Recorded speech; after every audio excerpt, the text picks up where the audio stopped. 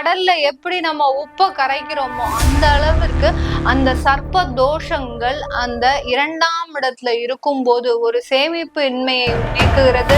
எந்த கிரகங்களையும் அந்த கால சர்ப்பம் விட்டு விடவே விடாது. பாவ புண்ணியங்களை அளக்கின்ற ஒரு அளவுகோலாதான் இந்த ஜோதிட ரீதியாக கணிக்கப்படுது. திருமண உறவுல தேவையில்லாத ஒரு பிரச்சனைகளை கொடுக்குது. யாரா இருந்தாலும் சரி, அந்த கால சர்ப்ப தோஷம் இருக்கக்கூடிய ஒவ்வொரு ஜாதகருக்கும் பாத்தீங்கன்னா தன்னுடைய வாழ்க்கையில அடிபடாத நாளே கிடையாது. இந்த கால சர்ப்ப தோஷம் ஒருவருடைய பாவ புண்ணியங்களை அளந்து அதற்குண்டான ஒரு மாற்றத்தை மிக விரைவாக இந்த பரிகாரங்களின் மூலமாக செய்ய முடியும். SGS டிவோ சேனல் நேயர்கள் அனைவருக்கும் ஆஸ்ட்ரோ பூர்ணாவின் அன்பான வணக்கங்கள். இன்னைக்கு நாம பார்க்கக்கூடிய அந்த சிறப்பு பதிவு பாத்தீங்கன்னா கால சர்ப்ப தோஷம். கால சர்ப்ப தோஷம்னா என்ன, சர்ப்ப தோஷம்னா என்ன, இதனால என்னென்ன பாதிப்புகள்லாம் ஒவ்வொருத்தருடைய வாழ்க்கையில வருது, இதற்குண்டான பரிகாரங்கள், எளிய தெய்வ வழிபாடுகள், இதுதான் நம்ம பார்க்க போறோம். இந்த சர்ப்ப தோஷம் அப்படின்னா என்ன அப்படின்னு கேட்டீங்கன்னாலே, சர்ப்ப தோஷம்னாலே ராகு கேதுக்களுடைய ஒரு ஆதிக்கத்தினால அந்த ஜாதகருக்கு வரக்கூடிய தோஷம் தான் சர்ப்ப தோஷம். இந்த சர்ப்ப தோஷம் எதனால வருது அப்படின்னு இருக்கும்போது, இந்த சர்ப்ப தோஷம் ராகு கேது அப்படின்றது பாத்தீங்கன்னா ஒருவருடைய பாவ புண்ணியங்களை அளக்கின்ற ஒரு அளவுகோலாதான் இந்த ஜோதிட ரீதியாக கணிக்கப்படுது. ஒருத்தர் செஞ்சுட்டு இருக்கக்கூடிய அந்த பாவமும் முன்னோர்கள் செய்த பாவத்தையும் சேர்த்து இந்த ஜென்மத்துல ஒரு ஜாதகர் அனுபவிக்கிறாருன்னா அது இந்த சர்ப்ப தோஷத்தின் ஆதிக்கத்தினாலதான் அனுபவிக்க போறார். இந்த மாதிரியாதான் இந்த சர்ப்ப தோஷங்கள் பயணிக்கின்றன. சர்ப்ப கிரகங்கள் எப்போதுமே பாத்தீங்கன்னா வக்ரகதியாதான் அந்த சர்ப்ப கிரகங்கள் பயணிக்கும். எப்படின்னா இந்த மேஷ ராசியில இப்போ அந்த ராகுன்ற ஒரு கிரகம் இருக்கும் போது அதனுடைய பயணம் பாத்தீங்கன்னா ரிவர்ஸ்ல தான், தலைகீழாக தான் சுற்றும். ஆன்டி கிளாக் வைஸ் கிடையாது, ஆன்டி கிளாக் வைஸ் தான் சுத்தும். அடுத்து பாத்தீங்கன்னா இங்க கேது அதனுடைய 7வது ராசியில தான் அந்த கேதுன்ற கிரகம் இருக்கும். இந்த கிரகம் எப்படி சுத்தும்? அப்படி இருக்கும் போது இந்த கிரகங்களினுடைய ஆதிக்கம் அதிகமாக இருந்ததுன்னா ஒருவருடைய ஜாதகத்துல லக்னத்திலேயே ராகு கேது அல்லது பாத்தீங்கன்னா ராசியில ராகு கேது, 7ஆம் இடத்துல ராகு கேது, 2, 8 இடங்களில ராகு கேது இருந்ததுன்னா இது சர்ப்ப தோஷம்னு பேரு. இந்த ரீதியாக இருக்கக்கூடிய அந்த ஜாதக அமைப்பிற்கு சாதாரண சர்ப்ப தோஷம். ஒருவருக்கு லக்னத்திலேயே ராகு இருக்குன்னா 7ஆம் இடத்துல கண்டிப்பாக அந்த கேது இருக்க போகுது. அப்படி இருக்கும்போது இவருக்கு அந்த சர்ப்ப தோஷம் இருக்கு. எந்த ரீதியாக இருக்கு அப்படின்னு பார்க்கும்போது திருமண ரீதியாக தான் இவருக்கு அதிகமான அந்த சர்ப்ப தோஷம் இருக்கு. இப்போ அதே இன்னொருத்தர் ஜாதகத்துக்கு 2ஆம் இடத்துல ராகு இருக்கு, அப்படி இருக்கும்போது 8ஆம் இடத்துல கேது இருக்கும். ராகுவோ கேதுவோ எந்த கிரகங்கள்னாலும் நீங்க வச்சுக்கலாம். 2ஆம் இடமான அந்த குடும்பஸ்தானத்துல இருக்கும் போது அந்த 8ஆம் இடமான அந்த ஆயுள் ஸ்தானம் அந்த இந்த ஸ்தானத்துல அந்த கேது இருக்கும் போது இவர்களுக்கு குடும்பம் ரீதியாக அந்த சர்ப்ப தோஷங்கள் இருக்குதுன்னு அர்த்தம். இந்த மாதிரியா ஒவ்வொரு இடத்துலயும் இருக்கக்கூடிய அந்த சர்ப்ப தோஷங்களினுடைய ஆதிக்கம் ஒருவருக்கு ஜாதகத்துல பாத்தீங்கன்னா அந்த கிரகங்களினுடைய தசாபுத்தி வரும்போதுதான் மிக அதிக அளவு பாதிக்கும். இப்ப ஜென்ரலா இதுதான் சர்ப்ப தோஷம்னு சொல்லியாச்சு. அப்போ என்ன மேடம் கால சர்ப்ப தோஷம்னா என்ன? கால சர்ப்ப தோஷத்துக்கும் சர்ப்ப தோஷத்துக்கும் என்ன ஒரு மாற்றங்கள் அப்படின்ற போது, இந்த கால சர்ப்ப தோஷம்னா காலம்ன்ற பாத்தீங்கன்னா வாழ்க்கை முழுவதும், அந்த வாழ்க்கை முழுவதுமே அந்த சர்ப்ப தோஷம் இருக்கும். இப்ப நான் சொன்னேன் இல்லையா, சர்ப்ப தோஷம் வெறும் சர்ப்ப தோஷம் திருமணத்திற்கு மட்டும், உங்களுடைய குடும்பத்திற்கு மட்டும், உங்களுடைய சுகஸ்தானத்திற்கு மட்டும் இருக்கிறது சர்ப்ப தோஷம். இதே இது கால சர்ப்ப தோஷம்னா உங்களுடைய ராகு எந்த இடத்துல இருக்கிறாரோ, ராகு கேதுன்ற கிரகம் ஒருவருடைய லக்னத்திலேயே இருக்கிறாரு அப்படின்னா அந்த 7ஆம் இடத்துல கேது இருக்கும். இந்த 2 கிரகங்களுக்கு இடையில எல்லா கிரகங்களும், அனைத்து கிரகங்களும், மீதி இருக்கக்கூடிய அந்த 7 கிரகங்களும் அடங்கிருச்சுன்னா அதுதான் கால சர்ப்ப தோஷம். இந்த 2 கிரகங்களினுடைய பிடி புத்தியில் மற்ற கிரகங்கள் சேர்ந்து இருக்கும் போது ஒருவருடைய ஜாதகருக்கு அந்த ஜாதகருக்கு கால சர்ப்ப தோஷம் ஏற்படுகிறது.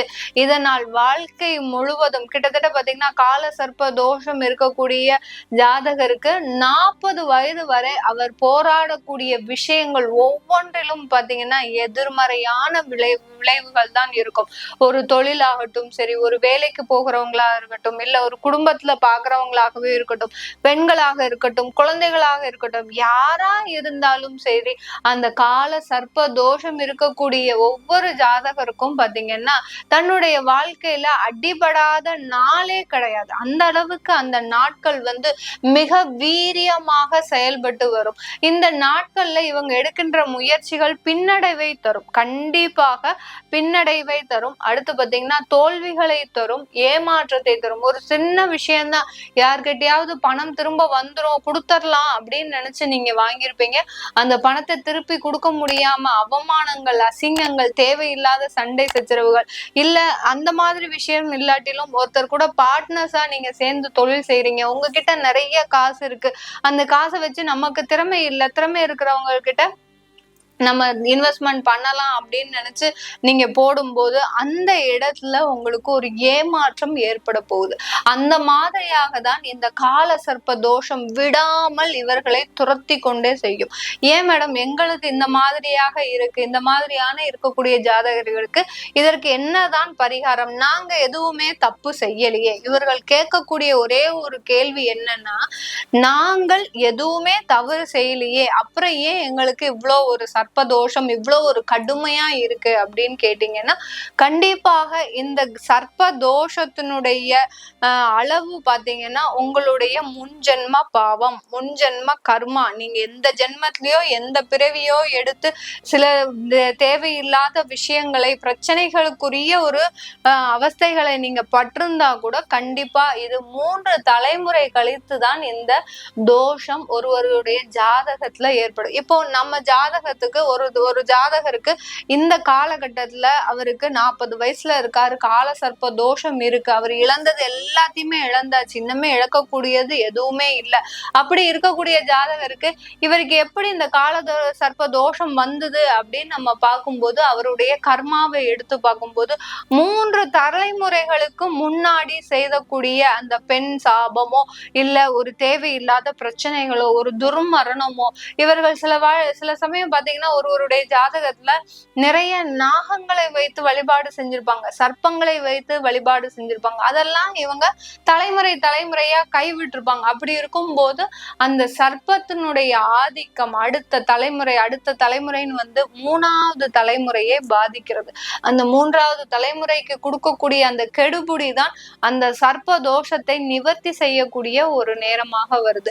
இந்த சர்ப்ப தோஷம் இருக்கிறவங்க என்னென்னலாம் பிரச்சனைகளை அனுபவிப்பாங்க அப்படின்ற போது, அந்தந்த அதாவது கால சர்ப்ப தோஷம் இருக்கிறவர்களுக்கு குடும்பத்துல பிரச்சனை, கணவன் மனைவி தாம்பத்திய பிரச்சனை, அடுத்து பாத்தீங்கன்னா விவாகரத்து வழக்குகள், சொத்து சம்பந்தமான பிரச்சனை, இப்படி எல்லா பாகத்துக்கு உண்டான பிரச்சனைகளும் வந்துரும். ஏன்னா அந்த கால சர்ப்பம்ன்றது இந்த கிரகம் இப்படி வரும், இந்த ராகு இப்படி வரும்போது இந்த கேது இப்படி போகும், அப்படி இருக்கும்போது எந்த கிரகங்களையும் அந்த கால சர்ப்பம் விட்டு விடவே விடாது.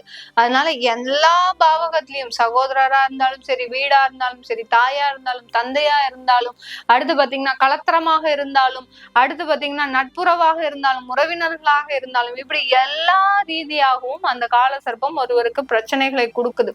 ஆனால் அந்த சர்ப்ப தோஷம்ன்றது யாருக்கு பிரச்சனையை கொடுக்குது அப்படின்ற போது, சர்ப்பதோஷம்ன்றது அந்த ராகு கேதுக்கள் 1ஆம் 7ஆம் இடத்துல மாத்திரம் இருக்கும் போது, எந்த இடத்துல ராகு இருக்காரோ அந்த இடத்துக்கு 7ஆம் இடத்துல கேது இருப்பார், எந்த இடத்துல கேது இருக்கிறாரோ அந்த இடத்துக்கு 7ஆம் இடத்துக்கு அந்த ராகு பகவான் இருப்பார். இப்படி அந்த சர்ப்ப தோஷம் மட்டும் இருக்கிறவங்களுக்கு எந்தெந்த ரீதியாக கொடுக்குது அப்படின்னு பார்க்கும்போது, இப்போ ஒரு உதாரணமாக நம்ம 2ஆம் இடத்துல இருக்கு வச்சுக்கலாம். 2ஆம் இடம்ன்றது குடும்பம், தனம், வாக்குஸ்தானம். தன குடும்ப வாக்குஸ்தானத்துல அந்த ராகு பகவானோ இல்ல அந்த சர்ப்ப கிரகங்களோ இருக்கும்போது அந்த குடும்ப வாழ்க்கையில இவருக்கு நிம்மதியற்ற ஒரு சூழ்நிலை நிலவிக்கிட்டே வருது. குடும்ப வாழ்க்கையில மட்டும் நிம்மதியான ஒரு சூழ்நிலை இல்லாம இருக்கா அப்படின்னு கேட்கும்போது பணம் சேமிப்பதிலையும் இவருக்கு மிக துயரமான விஷயங்கள். ஒரு லம்பா பணம் சேர்ப்பாரு, உடனே அதை எங்கேயாவது போய் கரைக்க வேண்டிய ஒரு சூழ்நிலை வந்துடும். யாருக்காவது கொடுக்கறது, விரைய செலவுகள், அனாமத்தா போறது, கடல்ல எப்படி நம்ம உப்பை கரைக்கிறோமோ அந்த அளவிற்கு அந்த சர்ப்ப தோஷங்கள் அந்த 2ஆம் இடத்துல இருக்கும்போது ஒரு சேமிப்பு இன்மையை நீக்குகிறது. அடுத்து பாத்தீங்கன்னா திருமண உறவுல தேவையில்லாத ஒரு பிரச்சனைகளை கொடுக்குது. என்னைக்கு அது வரைக்கும் லவ்வர்ஸா இருந்திருப்பாங்க, காதலர்களா இருந்திருப்பாங்க, ஒருத்தருக்கு ஒருத்தர் விருப்பம் தெரிவித்தவர்களா இருப்பாங்க, என்னைக்கு இவர்கள் திருமண உறவுக்குள்ள அந்த பந்தத்துக்குள்ள வராங்களோ அந்த அன்னையில இருந்து பாத்தீங்கன்னா அந்த சர்ப்ப தோஷம் வேலை செய்ய ஆரம்பிச்சிடும். அன்னையில இருந்தே ஒருத்தருக்கு ஒருத்தர் பிடிக்காது, நாங்க சொல்றத இவர் கேட்கறது இல்ல, இவர் சொல்றத நாங்க கேட்கறது இல்லை, இப்படின்ற ஒரு ஈகோ அந்த இடத்துல வெளியாக ஆரம்பிச்சிடும். அப்பதான் அந்த சர்ப்பம் தலையெடுத்து படம் எடுக்க ஆரம்பிக்கும். இந்த மாதிரியாக அந்தந்த பாவகத்துக்கு சம்பந்தம் மாதிரி இப்போ 3ஆம் இடத்துல இருக்குது, அந்த சர்ப்ப தோஷம் 3ஆம் இடத்துல இருக்குது அப்படின்னா அந்த சகோதரர் ரீதியாக உங்களுடைய முயற்சி ரீதியாக உபஜயஸ்தானம்ன்றது 3ஆம் இடம், இளைய சகோதரர்ன்றது 3ஆம் இடம், இந்த மாதிரியான உறவுகள்ல அந்த சர்ப்ப தோஷம் ஆதிக்கம் செலுத்தி அந்த உறவுகள்ல இருந்து பிரிவினையை கொடுக்குது. இப்படி ஒவ்வொரு பாவகத்துல இருக்கக்கூடிய தன்மையை பொறுத்து அந்த கிரகங்களை பொறுத்து 4ஆம் இடத்துல தாயார், மாத்ருஸ்தானம், சுகஸ்தானம், அந்த மாதிரியான ஒரு இடத்துல அந்த ராகு இருக்குன்னா இவர்கள் எப்ப சொத்து வாங்குறாங்களோ அந்த சொத்துல பிரச்சனையான ஒரு சொத்தா இருக்கும். சொத்து வாங்கினாலும் நிம்மதியே இருக்காது. இந்த மாதிரி அந்த சர்ப்ப தோஷங்கள் அதனுடைய அளவை அதிகரிச்சுக்கிட்டே இருக்குமே ஒழிய குறைக்கவே குறைக்காது. இதுல கால சர்ப்ப தோஷம்ன்றது பாத்தீங்கன்னா உங்களுக்கு வாழ்நாள் முழுவதும் ஸ்டாண்டர்டா இப்படி இருக்கும். 50 வயசுக்கு மேலதான் அதனுடைய தாக்கத்தை கொஞ்சம் கொஞ்சமா குறைச்சோம். 50 வயசுக்கு மேல அது குறைச்சா என்ன மேடம், குறைக்காட்டி என்ன, அந்த அளவுக்கு அந்த கால சர்ப்ப தோஷம் ஒருவருடைய வாழ்க்கை முழுவதுமாக அழித்துவிடும். இதற்கு என்னதான் தீர்வு, இதுக்கு என்ன பரிகாரம் செஞ்சா நமக்கு நல்ல ஒரு மாற்றங்களை கொடுக்கும்? இப்போ ஒண்ணே ஒண்ணு எல்லாருமே புரிஞ்சுக்கணும். அதாவது நம்மளுடைய வாழ்க்கையில விதின்றது எழுதப்பட்ட ஒன்று. அதை மாற்றுறதுக்கு ஒரே ஒரு சக்தி பாத்தீங்கன்னா நம்மளுடைய தெய்வ சக்தி தான். இப்போ ஒருவர் பிறந்த உடனே ஜாதக ரீதியாக சந்திரன் இங்க இருக்கு, குரு இங்க இருக்கு, சுக்கிரன் இருக்கு, ராகு கேது இங்க இருக்கு, சூரியன் இருக்கு, புதன் இருக்கு, செவ்வாய் இருக்குன்னு அந்த ஜாதக ரீதியாக நம்ம நிர்ணயிச்சதுதான். இதுதான் அவர்களுடைய தலையெழுத்து. இதுதான் இப்படி இதுதான் இருக்கும். நீ 30 வயசுலதான் வீடு வாங்குவ, உனக்கு 40 வயசுலதான் கல்யாணம் ஆகும், உனக்கு 45 வயசுலதான் குழந்தை பிறக்கும், இப்படி பலவிதமான ஒரு செயல்களை நம்ம பிறக்கும் போதே நம்ம நிர்ணயித்துட்டு தான் வெளியில வரும். இதை மீறி நடக்கின்ற செயல்கள் அந்த தெய்வத்தினுடைய சக்தி. அந்த தெய்வ சக்தி வெளிப்படும் போதுதான் அந்த சர்ப்பங்களினுடைய ஆதிக்கம் குறையும். எப்படி கிருஷ்ணர் அந்த காளிங்க நர்தனம் ஆடுறாரு, அவ்வளோ பெரிய தலை, 5 தலை இருக்கக்கூடிய அந்த காளிங்கர் மேல நர்தனம் ஆடுகின்ற போது அந்த பாம்பே அடங்கி அந்த இடத்துல இருக்குது. அந்த அளவிற்கு தெய்வத்தினால மட்டும்தான் அந்த சர்ப்ப தோஷங்களை அடக்கக்கூடிய ஒரு பெரிய சக்தி அந்த தெய்வத்துக்கிட்டதான் இருக்கு. அதனாலதான் நம்ம எப்போதுமே ஜாதகர்களுக்கு நீங்க இந்த மாதிரி உங்களுக்கு குடும்பம் ரீதியாக தோஷம் இருக்குது, உங்களுக்கு குடும்பம் ரீதியாக வாழ்க்கை துணை சரியா இல்லை அப்படின்ற மாதிரியான சொல்லும்போது சில பரிகாரங்களை சொல்றோம். இப்போ சர்ப்ப தோஷம் இருக்கிறவங்களுக்கு நம்ம பரிகாரம் என்ன பண்ணலாம் அப்படின்ற போது, சர்ப்ப தோஷம் இருக்கிறவங்களுக்கு பாத்தீங்கன்னா உங்களுக்கு காளஹஸ்தின்ற ஒரு ஆலயம் தான் உங்களுக்கு மிகப்பெரிய காளஹஸ்தீஸ்வரர், ராகு கேது 2 கிரகங்களுமே அங்க இருக்கக்கூடிய ஒரு இடம் தான். அந்த காளஹஸ்தீஸ்வரரை நம்ம வழிபாடு செஞ்சுக்கிட்டாலே போறோம், முழுமையான ஒரு நிவர்த்தின்றது கிடைக்கும். இது எப்பப்பெல்லாம் நம்ம செய்யணும் அப்படின்ற போது, சர்ப்ப தோஷம் இருக்குன்னா அந்த இடத்துக்கு தகுந்த மாதிரி, அந்த பாவகத்துக்கு தகுந்த மாதிரி, திருமணத்திற்குள்ள இருக்கு, குடும்ப வாழ்வுல இருக்குன்னா வருஷத்துக்கு ஒரு வாட்டி, அதாவது திருமணத்திற்கு முன்னாடி போயிட்டு வந்தா போறோம், அந்த அளவுக்கு இருந்தா போறோம். இல்ல அது ஒரு பரிகாரமா நம்ம செஞ்சுட்டு வந்தா போறோம், பெரிய அளவுக்கு பாதிப்புகளை கொடுக்காது.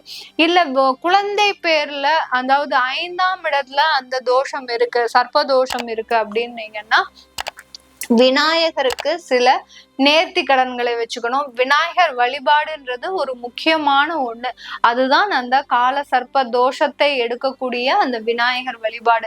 சில பேர்லாம் பார்ப்பாங்கன்னா, கால சர்ப்ப தோஷத்துக்கு விநாயகரை வழிபாட்டா அது தீர்ந்துருமா, குழந்தை பேர் கிடைச்சிடுமா அப்படின்னு கேட்டீங்கன்னா, கண்டிப்பா விநாயகர் பாத்தீங்கன்னா கால சர்ப்ப தோஷத்திற்கு உண்டான ஒரு முக்கியமான ஒரு தெய்வ வழிபாடு தான். அதை பண்ணணும்னாலே நம்மளுக்கு முழுமையான விநாயகர் யாரு, கேதுவனுடைய ஆதிக்கம் தான்.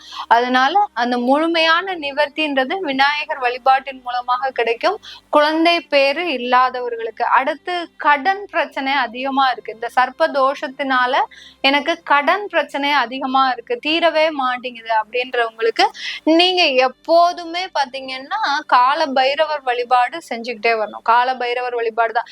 எந்தெந்த தெய்வங்கள்லாம் நாகத்தை அடக்கி ஆண்டு இருக்குதோ அந்த தெய்வங்களினுடைய வழிபாடு தான் நமக்கு மிகப்பெரிய அளவுல சப்போர்ட்டா இருக்கும். இந்த சர்ப்ப தோஷத்தை நீக்குவதற்குண்டான, கால சர்ப்ப தோஷத்தை நீக்குவதற்குண்டான ஒரு வழிமுறைகளாக இருக்கும். இதை எத்தனை வாட்டி பண்ணணும் மேடம்? நாங்க ஒரு இந்த சர்ப்ப தோஷம் இருக்கு அப்படின்னா ஒரு முறை மட்டும் பண்ணா போருமா, இல்ல மாசத்துல 4 வாட்டி பண்ணணுமா, இப்படி எத்தனை வாட்டி பண்ணணும் அப்படின்ற போது, சர்ப்ப தோஷம் இருக்கிறவங்களுக்கு ஒரு முறை மட்டுமே பரிகாரம் பண்ணுனா போதும். அந்தந்த பாவகத்தை பொறுத்து. கால சர்ப்ப தோஷம் இருக்கிறவங்களுக்கு வாழ்நாள் முழுவதும் ஒவ்வொரு ஆண்டும் நீங்க இதுக்குன்னு ஒரு தனியா ஒரு டைம் ஒதுக்கி லீவு போட்டு எங்க இருந்தாலும் வந்து அந்த சர்ப்ப நிவர்த்தியை நீங்க பண்ணிட்டு போனாதான் உங்களுக்கு வாழ்க்கையில மேலும் மேலும் முன்னேற்றங்கள்ன்றது கண்டிப்பா இருக்கும். இந்த கால சர்ப்ப தோஷம் ஒருவருடைய பாவ புண்ணியங்களை அளந்து அதற்குண்டான ஒரு மாற்றத்தை மிக விரைவாக இந்த பரிகாரங்களின் மூலமாக செய்ய முடியும். இதற்கு உண்டான ஒரு பரிகாரம் பாத்தீங்கன்னா அஸ்வத பரிகாரம்னு சொல்லுவாங்க. முக்கியமா பாத்தீங்கன்னா நான் சொன்னேன் இல்லையா, விநாயகர் வழிபாடு எந்த அளவுக்கு முக்கியமோ அதே மாதிரி அஸ்வத பரிகாரம்ன்றது ஒரு முக்கியமான ஒண்ணு. அது என்ன மேடம் அஸ்வத பரிகாரம் அப்படின்னா, அரச மரத்தை சுற்றுவது. அந்த காலத்துல எல்லாம் இதுக்காக தான் ஆத்தங்கரையோரம் விநாயகரை வச்சு அங்க அரச மரத்தை வச்சு அதுல நீங்க 108 சுற்று சுத்துங்க, என்ன தோஷமா இருந்தாலும் சரி அதுல வேலை செய்யவே செய்யாது. அந்த மாதிரி அஸ்வத பரிகாரம்ன்றது இது ஒரு முக்கியமான ஒரு ஒன்றாக இருக்குது இந்த கால சர்ப்ப தோஷத்துக்கு. இதெல்லாம் நீங்க ஃபாலோ பண்ணிட்டு வந்தீங்கன்னா உங்களுக்கு இருக்கக்கூடிய தடைகள் எல்லாமே விலகி வாழ்க்கையில மேலும் மேலும் முன்னேற்றங்கள் வருவதற்குண்டான ஒரு நல்ல ஒரு திருப்பமாக தான் இருக்கும். உங்களிடமிருந்து விடைபெறுவது உங்கள் ஆஸ்ட்ரோ பூர்ணா. நன்றி, வணக்கம்.